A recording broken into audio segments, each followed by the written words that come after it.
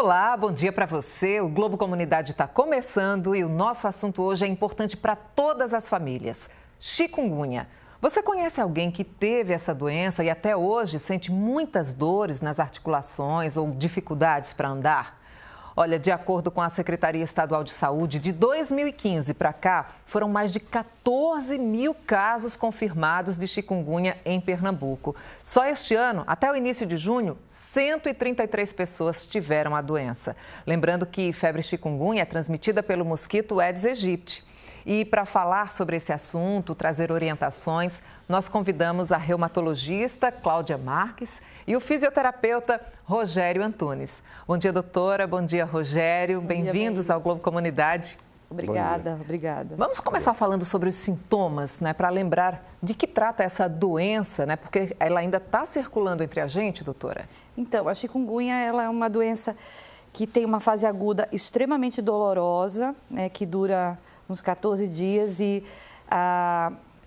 o nome chikungunya vem exatamente essa dor intensa que o paciente tem. Chikungunya significa curvar-se para frente, né? E é exatamente a postura que eles adotam pela dor. Então, a fase aguda é extremamente dolorosa. Quase 100% dos pacientes têm dor articular e febre, né? Inclusive é com isso que a gente consegue classificar. E depois eles evoluem. A partir do 15º dia tem uma fase subaguda, que é uma fase intermediária, e a partir dos 3 meses eles entram na fase crônica. E essa fase crônica, a maioria dos pacientes tem dor articular. Ele pode ter inflamação articular também, mas a maioria dos pacientes tem dor e muita rigidez. Existem outras manifestações não articulares, de pele, manifestações neurológicas, mas basicamente a queixa do paciente crônico, ela é articular. E aí com isso traz uma série de problemas de qualidade de vida, eles deixam de fazer coisas que faziam antes e não conseguem mais. Alguns pacientes dizem, eu envelheci 20 anos, 30 anos, né? Então, gente jovem e que tem realmente uma repercussão na qualidade de vida, na funcionalidade, por conta dessas dores que a chikungunya deixa a partir dos 3 meses. E aí todo mundo fica procurando tratamento, até fisioterapia. Quais são as queixas mais frequentes que chegam ao senhor? Essas queixas já são bem frequentes, né? Que são as dores articulares, mas a gente tem que observar também que o paciente mostra uma dificuldade muito grande nas atividades da vida diária. Coisas simples, como descer escada, descer um lance de degraus, tomar banho, pentear o cabelo. Então, além dessas dores, o paciente, que é uma coisa muito importante da gente observar também, é que esses pacientes, e é muito pouco falado, esses pacientes entram num quadro depressivo também. Porque imagine você começar a ter uma vida totalmente saudável, fazer esporte, fazer tudo que você almejou na vida, e de repente você para tudo. Então, você não para só de trabalhar ou de estudar, mas você para de fazer uma caminhada, você vai fazer compras no supermercado, você já pensa 2 vezes como é que vai fazer. A pessoa que teve a chikungunya lá em 2015, 2016, ela segue com essa doença, com essas dores, até quando? Olha, há relatos que pode durar até 10 anos. Mas o que a gente vê mais comum é o primeiro ano, é o mais comum. O primeiro ano, a pessoa ainda sentir os sintomas e ir reduzindo, de acordo realmente com a procura de um serviço correto. Infelizmente, alguns não vão para o médico, tem que passar pela reumatologista, fazer o primeiro atendimento, que é aquela parte medicamentosa. Depois, aí vai para a fisioterapia. Dentro da fisioterapia, a gente tem diversos recursos, inclusive a hidroterapia, que é espetacular. O paciente, no primeiro dia, ele já começa a andar bem, porque a água tira a ação, o peso corpóreo. Então, o paciente, no primeiro dia, ele já começa a caminhar normal, porque a marcha fica comprometida. O paciente não consegue pisar direito, dói muito o tornozelo, a fáscia do pé, né, que causa também fasciite. Doutora, a senhora atende no Hospital das Clínicas e de 2015 para cá, qual foi a mudança de perfil que a senhora observou? Dos pacientes que chegam entre homens, mulheres ou crianças? Não, na verdade, em 2016 nós tivemos o grande boom, né, de pacientes. A gente raramente atende criança, na verdade, o nosso ambulatório é de adultos, mas as crianças, elas são pouco comprometidas, tem essa característica, criancinhas muito pequenininhas podem ter, que vem da mãe, né, o bebezinho, mas crianças maiores, a partir de 2 anos, elas raramente desenvolvem esse quadro semelhante do adulto. Mas chegam homens e mulheres. A frequência é muito maior em mulheres, evidentemente, e ser mulher é um fator de risco para cronificar. Por quê? Então, isso é um dado epidemiológico, talvez porque as mulheres procurem mais o médico, isso é um fato, mas tem outras teorias, como se as mulheres fossem mais expostas pelo fato de andarem menos vestidas, né? Porque a gente tem mais área de pele exposta do que... fica exposto ao mosquito, mas isso são teorias. Na verdade, tem uma outra teoria de que a mulher, talvez, ela não lide bem com a resposta imunológica contra o vírus. O homem, ele clareia melhor o vírus, significa que ele destrói mais rápido o vírus do que a mulher, então talvez por isso ela cronifique. Mulheres mais velhas, né, a partir de 50, 60 anos, elas também têm um risco maior de cronificar.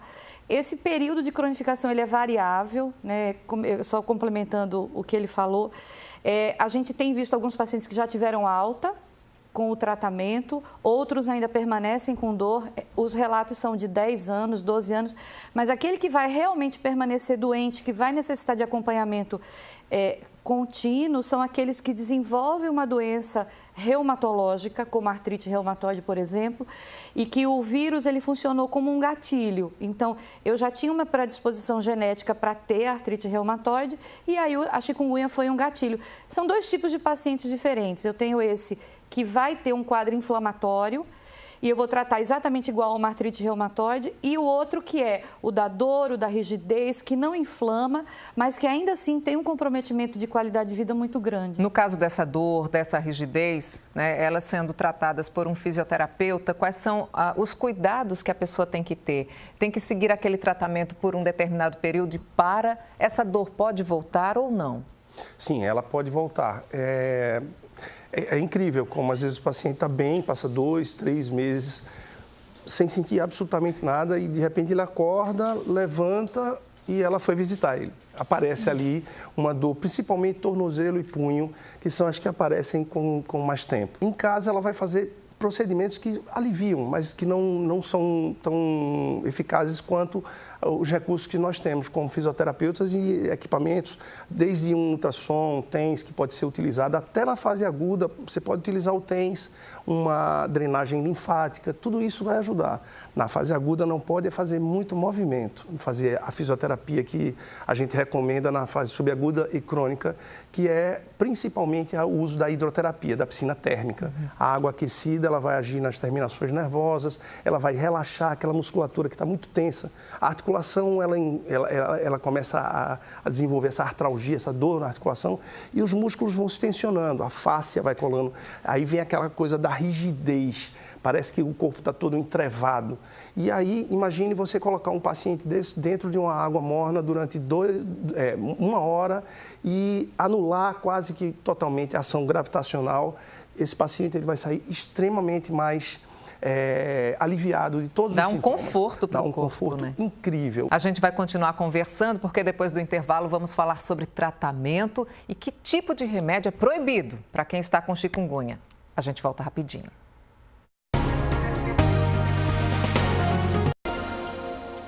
Estamos de volta com o Globo Comunidade, hoje falando sobre a febre chikungunya e aquelas dores, né, que ela deixa durante muito tempo depois de ter a doença. Seguimos conversando com a médica Cláudia Marques e com o fisioterapeuta Rogério Antunes. Doutora, vamos falar agora sobre o diagnóstico. Como é que é descoberta essa doença? Quais são os exames necessários para atestar que uma pessoa tem a chikungunya? Bom, a partir de um quadro clínico típico, que é febre e dor na junta, dor articular, a gente pode, depois do 10º dia de doença, solicitar um exame que a gente chama de sorologia para o vírus chikungunya.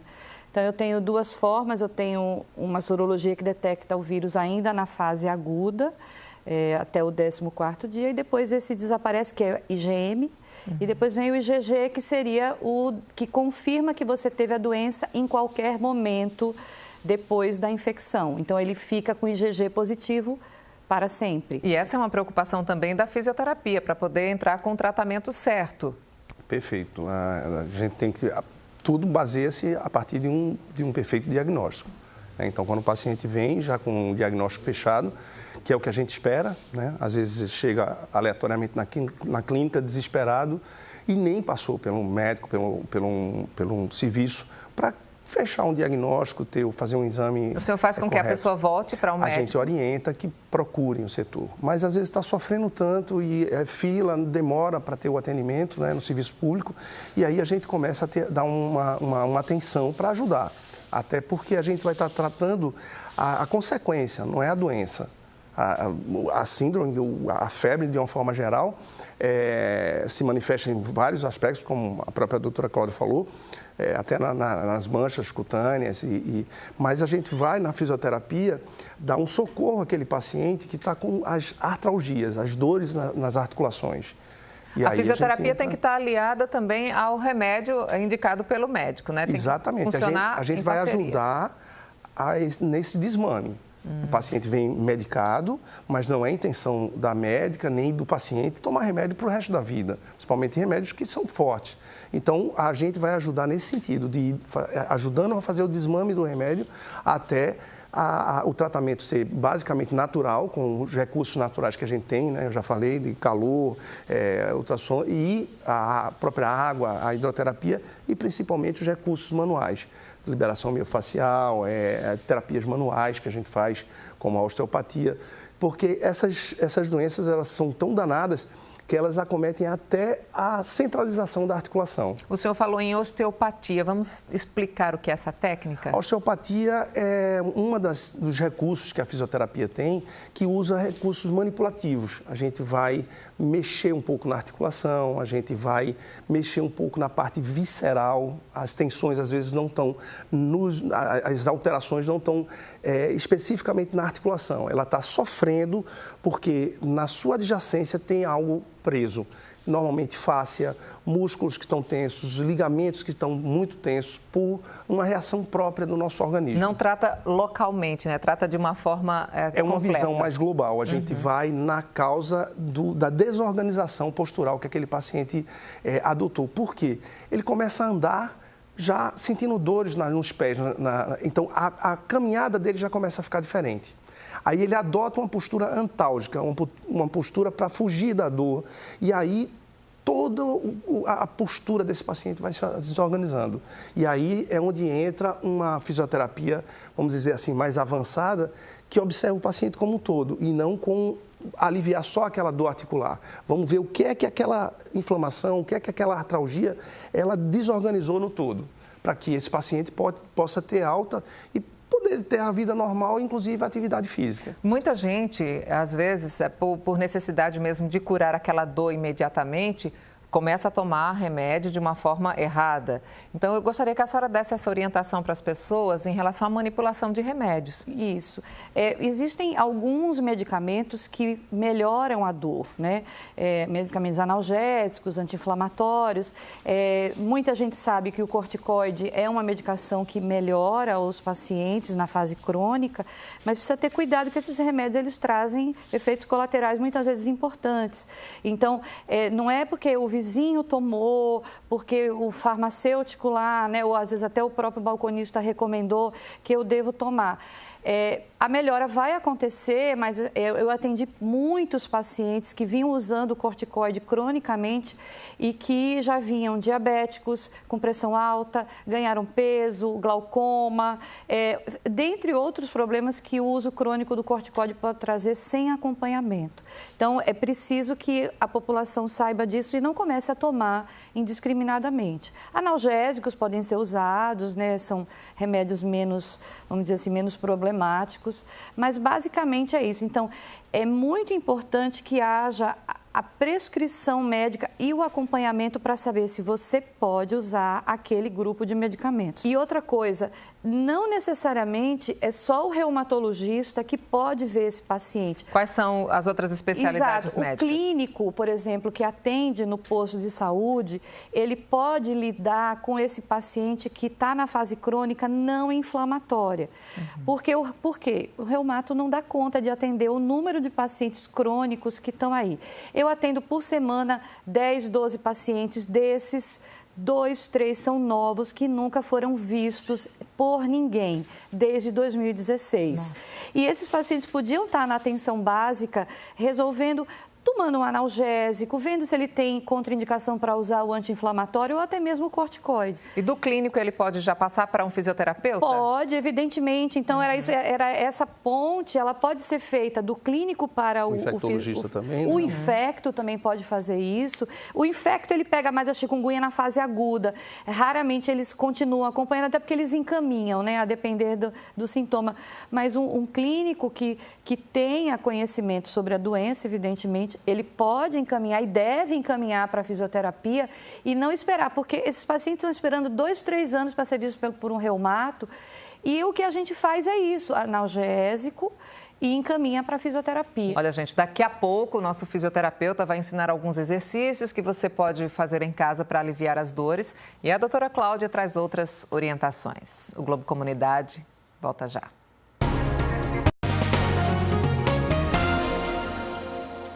Globo Comunidade de volta. Hoje a gente está falando sobre a febre chikungunya. Os nossos convidados, a reumatologista Cláudia Marques e o fisioterapeuta Rogério Antunes. Vamos falar agora dos exercícios, né, que faz para curar essa dor, esse incômodo nas articulações. Muita gente deve estar acompanhando agora o Globo Comunidade ou pode conhecer alguém que está sofrendo com essas dores.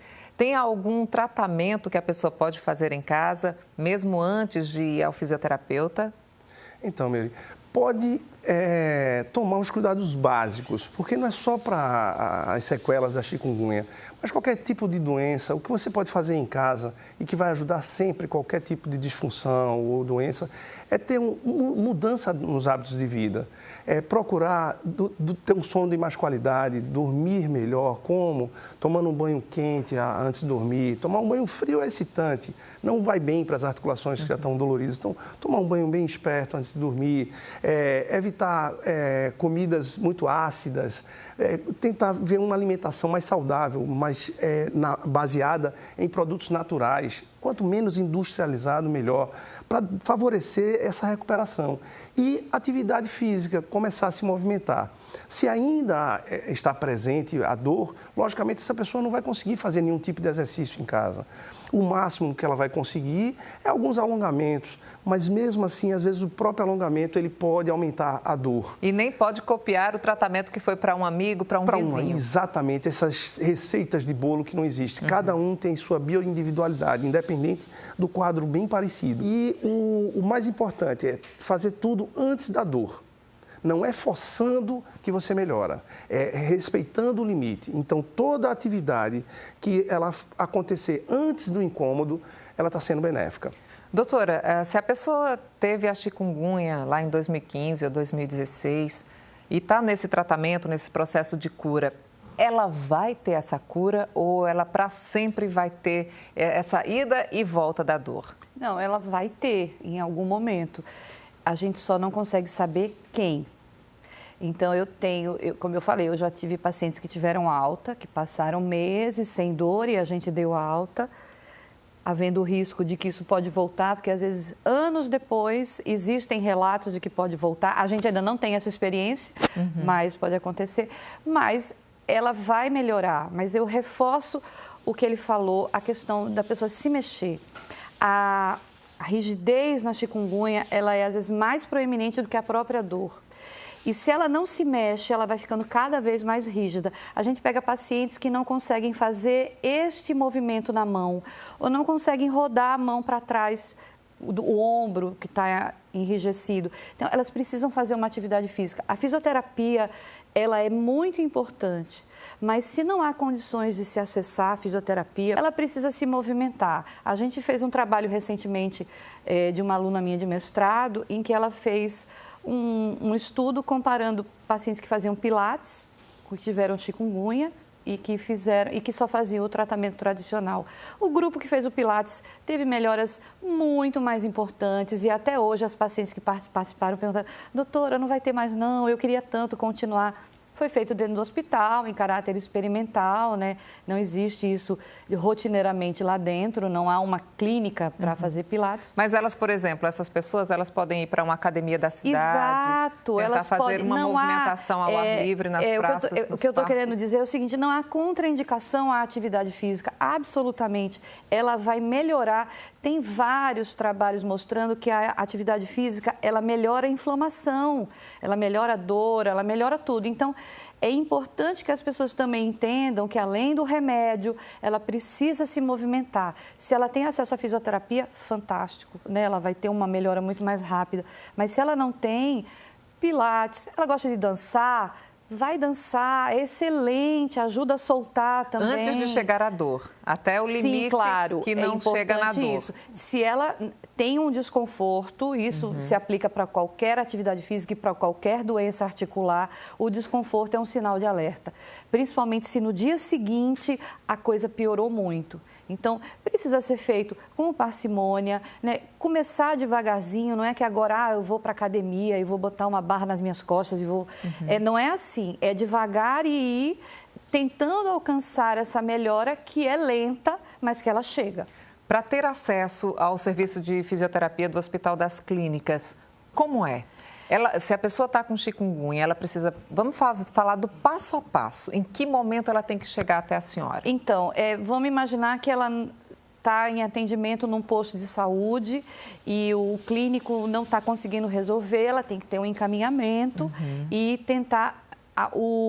O certo, o correto para o Hospital das Clínicas é que ela seja regulada para o Hospital das Clínicas via Secretaria de Saúde, a Central de Regulação.